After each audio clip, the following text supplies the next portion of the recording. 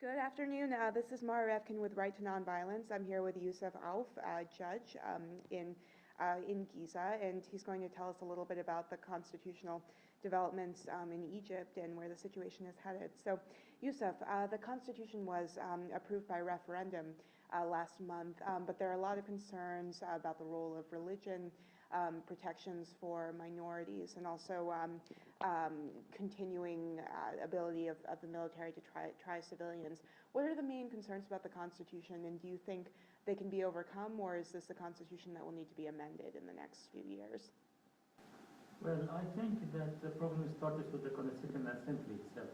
And we have to focus at first on the constitution-making process, because of the working like you can say, it's a workshop for producing the new constitution.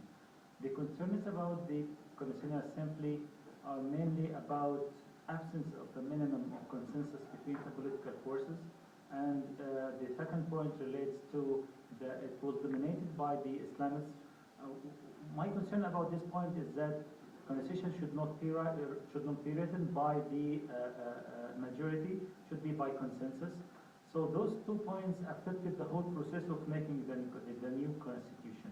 And as we saw at the very end of this process, most of the liberals and the civil state representatives withdrew from the Constitutional Assembly, and the last session for approving the whole constitution on November 30, it was held by only 74 members out of 100, and they raised 11 from the alternatives, and they approved the constitution by only 85 members out of 100. I think this might make the whole process as illegitimate, in my opinion. Then we are having now the new constitution after its approval by the referendum, which took place in December 22 and 15. The new constitution, of course, there are many concerns too about it. Firstly, there are many articles that is considered, in my opinion, as a political appeasement for some groups inside the Egyptian society. First of all, appeasement for the military by Article 195, which gives the military the right for having the Ministry of Defense from among the military officials.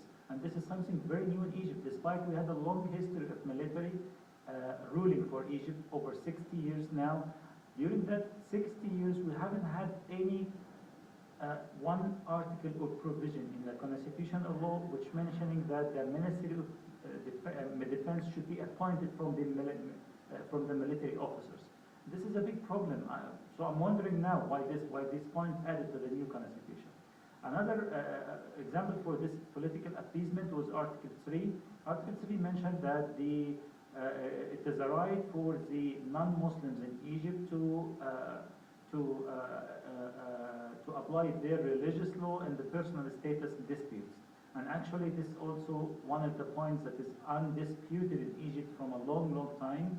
The non-Muslims in Egypt, and mainly Christians, have their own religious law, and it's applied well in the Egyptian courts without any dispute from any party or any side. So what's the reason of mentioning this in the constitution? It's just for giving an impression for the Christians in Egypt that they are having new rights, are having some improvement in their status in the Egyptian society, but actually it's not, because it does not simply add any new thing for their rights and for their liberties. The third point relates to the workers and farmers. They reinstate this article after excluding it from the original draft, and they put it again in the new constitution for just one parliamentary session, 5 years, for the workers and farmers, just, in my opinion, to appease them and to guarantee that this constitution can be passed by their approval.